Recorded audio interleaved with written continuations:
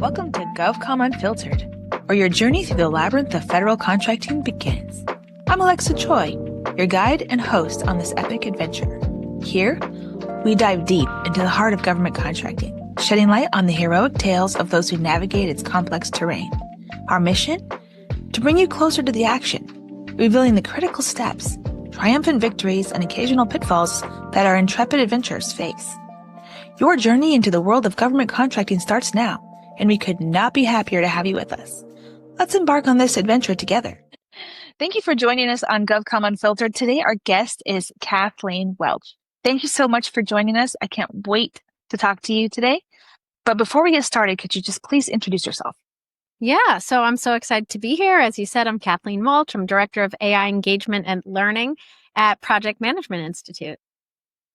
Wow. I can't wait to hear the story of how you got there and where you started and all the things in between. So let's get started. All right, great. All right. So what is a pivotal moment from your career that shaped who you are today? And maybe something that's not in your official bio, because I know you're really popular. You've been on like 5 podcasts just this week. What is something that kind of shaped you into who you are today? Yeah, that's such a great question. And, it's hard. As I was thinking about this, I'm like, what is that one pivotal moment? And actually, we had done leadership training a few months ago, and it was talking about kind of your whole leadership journey and starting even back in, high school or college. What were some of those leadership moments that helped define who you are today and maybe aren't necessarily something that you would think about as traditional leadership, such as leading a group, right, in college or leading a volunteer organization. And so I think really early in my career, just trying to reach out to different people in different groups that maybe I wouldn't have interacted with in the past. So I originally started out in marketing, then quickly. Really? I know, right? I had no idea. I know, because I feel like it was a lifetime ago, and it's helped, right? Being an entrepreneur with startups. But back when I started out my career, technology was really separated from everything else. Right. And so, technology was in its own silo, and then all your other fields were in different silos. And as I've continued on in my career, technology started to really blend with everything else, to the point now that, everybody has to understand it at least at a high level, where in the past you didn't necessarily need to. And I think that reaching out to other groups and understanding what they were doing and what those roles were doing, even if that wasn't something that I did, really helped. And that got me into data analytics, and then that got me into AI. So how did you find the courage? So, I know that not everybody's an extrovert, and I am. So it's hard for me to understand, like, being shy or being nervous talking to new people. Like, did you just reach out to people and were like, hey, what's up? What do you do? How does it work? Yeah, I'm an extrovert too. So but I married an introvert, so I get to see from both angles. Right. One benefit that I had was we worked in offices. So it was really easy to collaborate and kind of have those, water cooler discussions, connect with people at lunchtime, be in person for meetings. And I know that the world is different now, but even how I do that at PMI, now that I'm fairly new to joining there, just reach out, and find those opportunities to connect when it's appropriate. I love it. I think that's good advice. And I also loved what you said about, companies becoming more tech companies, regardless of what your product is. So, for example, it reminds me of the story of Capital One and how they were a bank for the longest time until they embraced being a tech company. And now if you drive through Tyson's and you see the old Cap One building versus the monstrosity that they have out there, I mean, it's just like, it really does show you the power of technology. And so it really resonated with me. So thank you for sharing. All right. Tell me about a time when collaboration with an unlikely partner led to a breakthrough in your business and career, and what made you take that chance? This kind of goes back to like a bravery thing. Yeah. And I think especially as early on in your career, at least in mine, sometimes you are so brave, right? Because you're coming out of this environment of academics and you're so excited, right? And everybody's collaborative and moving forward and kind of on the same level. And then you work in an organization and you don't necessarily have some of that baggage, right? That comes with years of experience and bureaucracy. Right. And so I think continuing to collaborate with people, especially groups that maybe I wouldn't have in the past, specifically when I think about, what was a time that collaboration really did lead to an unlikely partner or an unlikely breakthrough. Originally, we were not focused on the government sector, right? I mean, I'm based in the DC region, but we had always just worked with, enterprises, private organizations, large organizations, but not government agencies. And then had a meeting with somebody from the government, and especially when it came to AI, and a few years ago in particular, they wanted to move forward with it. We said, okay, sure. And then the government ended up being a, fairly good client of ours, a bunch of different agencies. We started out with federal government, also have had opportunities with international governments as well. Yeah. And I find that people are very open to talking Yeah. if you allow them to, and if you give them the space to allow them to. So things like podcasts are absolutely wonderful, and they open a lot of doors. And you get to learn so much from all the guests that you have on. I have a podcast myself, and I love to talk Yeah. to guests because they make you think in ways that maybe you wouldn't have in the past, or say something and you're like, wow, I can have an entire podcast on just that one comment. Yep. No, absolutely. And I think that you're kind of famous. One of the things you're famous for, I mean, obviously, is being an AI leader is one of them. But the other thing that you're famous for is getting some of the hardest to get podcast guests. Like, I'm constantly looking at your list like, how does she do this? I want to be like her when I grow up. Just ask, right? Just don't have fear. Ask. What's the worst that they can say? No. Most people, when it comes to talking and promoting themselves, will not say no. You're right. I need to be more brave. Mm-hmm. All right. So you talk a lot about connecting with people, going out there, talking to people that you wouldn't otherwise talk to regularly in your day to day. When you think about your network, what has been your most effective approach? And you can talk about tools, you can talk about, processes, or whichever way you want to go with it. But how do you turn these connections into meaningful, mutually beneficial relationships? This is a really important question because I get asked this as somebody that has a large network and consider LinkedIn famous, which is embarrassing to hear. But it's also kind of flattering, but it's embarrassing. Like, wow, good thing I don't have any kids because that would definitely embarrass them. Like, oh God. But, how do you turn these connections or make sure that you show up in a way that doesn't feel like you're always like, gimme, Yeah. I mean, what do they say? Ask for advice and you get money. Ask for money, you get advice. So, oh, hey, I don't think I've ever heard that. That's awesome. Say that again. Oh, yeah. That comes to usually when you're fundraising, right? Oh, really? Okay. Yeah, Ask for advice and get money. Ask for money and get advice. Oh, yeah, right. So don't lead with asking for things because, again, like I said, people are always willing to talk and learn. And so if there's groups that you want to get involved with and you haven't been involved with in the past, or you're not sure, maybe go out, go to a meeting, volunteer. I love LinkedIn. I think it's a really powerful tool. I connect with a lot of people. I always encourage people to connect with me on LinkedIn, and I try and post fairly often as well. Because if you're not posting and you're not sharing what you're doing, then nobody else is going to be sharing it for you. And I've tried to stay in touch with people too, especially people that I really, find valuable. Connect with people that you'd like to be your mentor. Ask them. Right. And, really learn from them, especially what they've done in their career. Again, like I said, people are really willing to talk if you allow yourself that opportunity, right? And you really want to listen to what they say. So I try and connect with people in my network at least a few times a year, especially people that I'd really like to continue those conversations with, even if it's just messaging them on LinkedIn. You don't even have to have a call. Yep. I really like that. Do you find value also in these days? I'm seeing a shift from maybe it's like a fatigue of just doing a lot of Zoom meetings or, online meetings. Are you finding that more and more people want to meet in person? That's so hard. I have such a broad network that it's well beyond the DC region that it's just hard to meet in person. That's true. Even at PMI now, we are a remote first organization, which I love. Really? Yeah, we are. That. Yep. So in the pandemic, they shut down the headquarters. And I mean, we have a small office there now that we can meet for meetings, but we don't have to meet there. We can meet anywhere. And so because of that, I have an international team that I work with, and I love it because we're, able to hire talent globally. You're able to get real international perspectives. Oh yeah, I can see the value like right away. Having an Right? international team. I mean, Mhm. G2X has an international team too, as far as like Canada, but like It's like North America. North America. Yeah, Yeah, I know. And I am very North American focused sometimes in what I say and yeah, deliver. Recently, I was in Dubai, which was such a wonderful experience at a that's project fun. management, conference there, delivering a 2-day masterclass. And I prefaced it by saying, I know that I am very North American centric, but it's nice to hear the perspectives of others, especially from around the Absolutely. globe. So as I continue to grow my network, conferences help as well.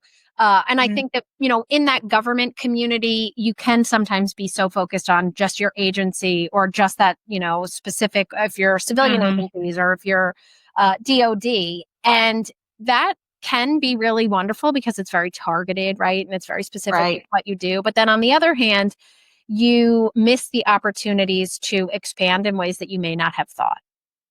Yeah. I think about it a little bit like when you're building a company, you want to have your approaches of your agencies that you're targeted on, but then you also want to have your capabilities of what you're doing. So, you want to go to your conferences that are agency focused, but then you also want to go to conferences that are capability focused, like getting smarter and better, like SharePoint or Drupal or like whatever, or AI, for that matter, whatever those things are, but make sure you're doing both. So that way you're still growing and learning as well as, trying to get introduced to new people and all of that. It kind of goes both ways. Tell us a little bit about Cognilytica, which was your company, and tell us a little bit about how you got to PMI, because everybody listening to this is going to know about PMI, because every single proposal is like, oh, your PM has to have a PMP and or an ACIM PM, whatever it is. So this is a really integral organization to government contracting. So I would just love to hear like your origin story and then how you got to PMI. Yeah, great. So Cognilytica was founded in 2017. And this was when voice assistants were really popular. So my business partner and I, Ron, had originally both been at Tech Breakfast, which was a morning demo style event. And we traveled across the country. We were in 12 locations on a monthly basis on with getting people to present. It ended up being a lot of startups, right? Because those are the people that are Yeah. most eager to share what it is that they're working on. But we started to see a lot around voice assistants, and we said something's going on here, and so we need to start paying attention to AI. And again, this was back in 2017. So we started a boutique analyst firm and covered the AI space. Started Hi. specifically, yeah. And so we started specifically kind of with our base foundational layers, which was around data labeling, which ended up being a super niche, really lucrative area for us. And we quickly realized as we were covering the markets that organizations, right, like large Right. organizations, banks, and government agencies wanted to run AI projects and didn't know where to start. So Right. we looked out there and we said, what are some of these step by step approaches, frameworks, Right. methodologies? And there really weren't any out there. So, with the help of a large bank and a large government institution, we created the CPMAI methodology, which is a 6-step iterative approach for running and managing AI projects. Hmm. And yeah, and have been, pushing that for a number of years. And we had, always been talking to PMI a few years ago. They had approached us. And then we've been engaging a lot with their chapters because their community is such a strong part of who PMI is. Right. And then they more strategically contacted us, and then we were acquired. And it really has been such a wonderful experience. So now CPMAI is an official PMI certification. So it's starting to get a lot more attention, a lot more That's adoption. awesome.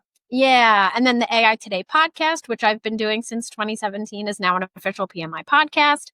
And we bring with us a lot of additional content, articles, as well. So that's really been the origin story and how Cognilytica was acquired by PMI and that's how I got now to PMI.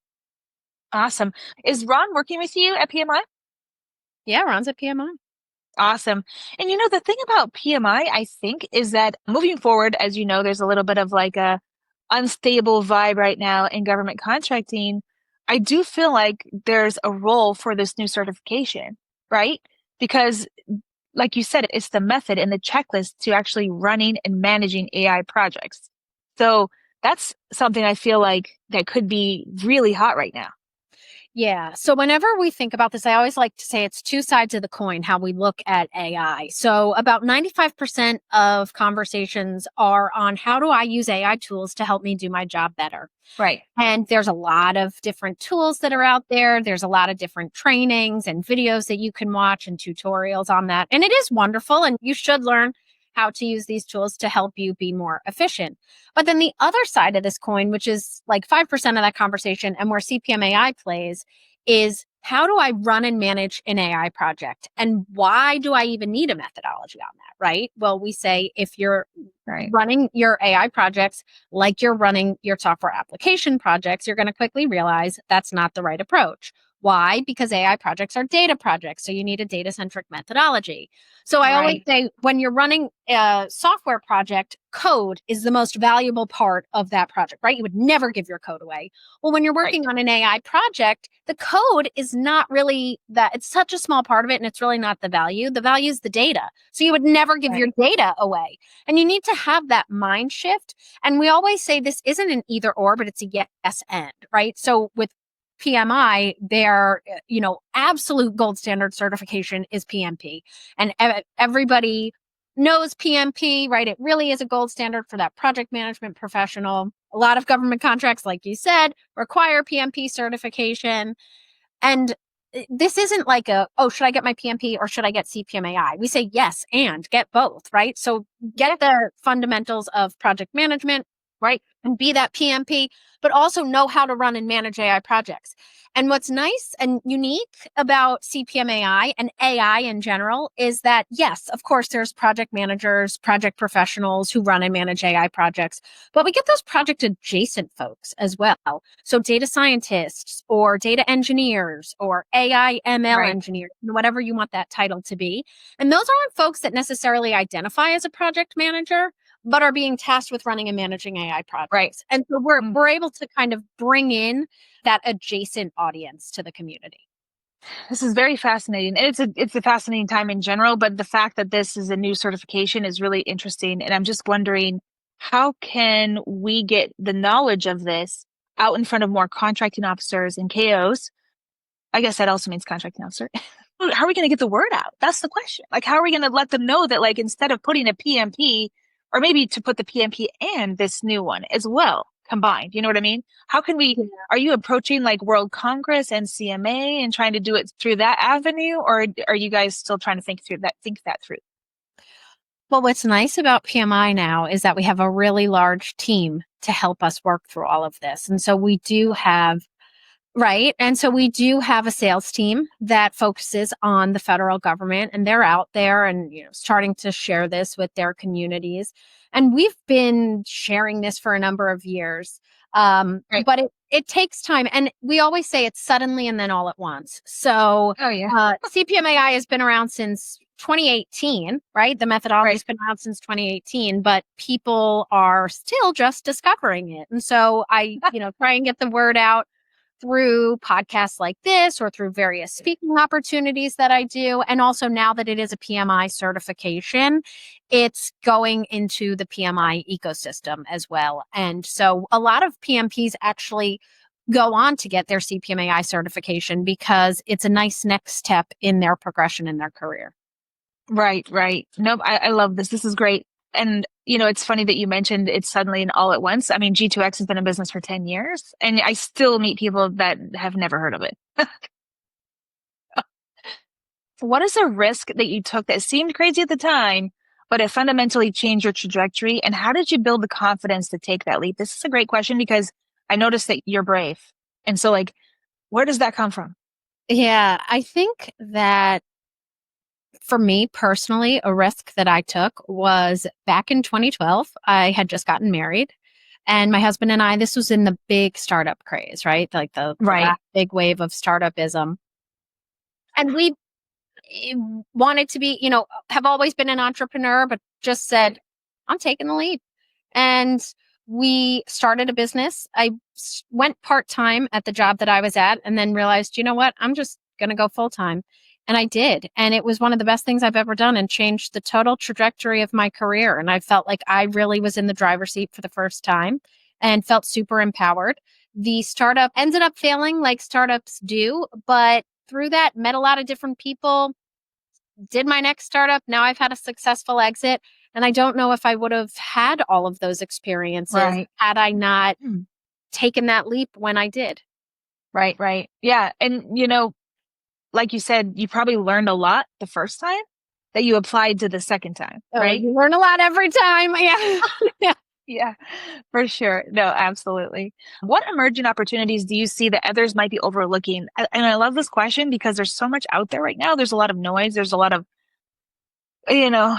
just different information about where the next opportunities might be. And how can people position themselves to really take advantage of what's coming next?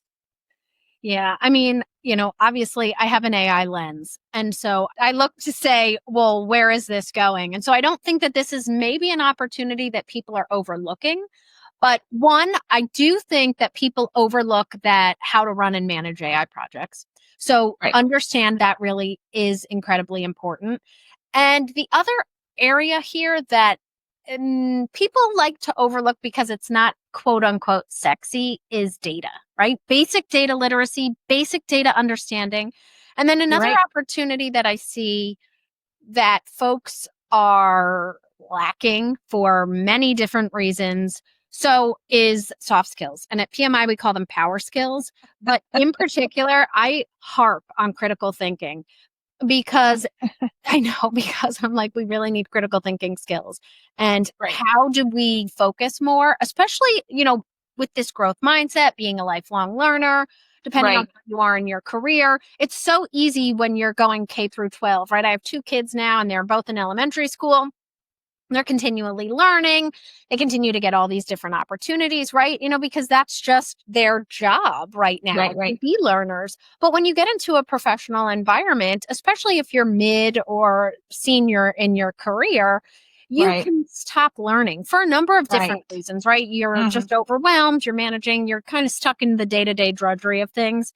And I really think that focusing on these soft skills, these power skills that we call them, is incredibly important as you Hmm. continue in your career, especially when it comes to generative AI. So I always like to say, how can you use generative AI to be better at these power skills? And how do your power skills help you be better with generative AI? So if we think about prompting, for example, how do you Right. become a better communicator Right. by this, right? Yes. So I'm able to engage with different Yeah. stakeholders, or I can, maybe Hmm. translate to different languages. But how do my communication skills help me be a better prompt engineer? That is like a fascinating connection that I hadn't made before. So that's actually really interesting. But I mean, I was talking to one of my leaders yesterday, and she was asking me to help her draft some feedback for one of her reports, right? And I said, well, why don't you go into ChatGPT, use the mini, right? And ask it for some advice to bring two different frameworks together. So, daring to lead and radical candor. Bring those two frameworks together.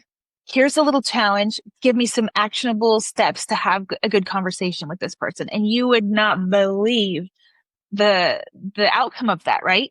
But you have to first of all have the background knowledge of what those books are, what those frameworks are, and then how do you frame the question to get the answer that you need to be able to use the answer. So I see where you're going with this soft skill thing. Okay, let me ask you this question. Is PMI going to come up with a critical thinking certification? Oh, That would be so dope and so needed. I was just wondering if that's on the roadmap. that is not on our roadmap. But Dang. well, that's a little, I think, outside of that project management scope. However, that doesn't mean that we can't have courses on it. And I know Right. that we do teach on, those power skills, and that is part of our triangle, right? So when we Right. think about our talent triangle, power skills is one of the three elements of our Right. triangle because it is so critically important. So that's it. So I don't think that we'll have a certification on it, but it's something that we Right. touch upon in everything that we do. Oh, okay. So now you mentioned the triangle. What are the other two angles here? You said power skills, which are the soft skills, right? Communication and Right. whatnot. And then what are the other two? Ways of working Okay. and Sorry to put you on the spot. So it's ways of working, power skills, and business acumen.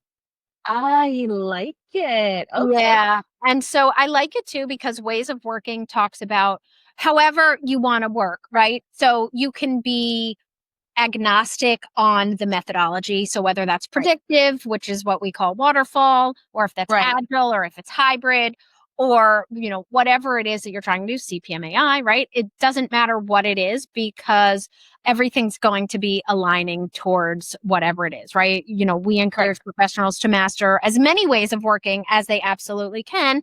It shouldn't be either or, it's always a yes and. So I like that. And so that's the ways of working. Power skills is what we call soft skills. So, what does that look like? Do you have an innovative mindset? Right. Are you for purpose orientation, empathy? I also talked about critical thinking, communication, collaboration, right? Creativity. Right. All of those are super incredibly important. So that's part of the triangle. And then business acumen.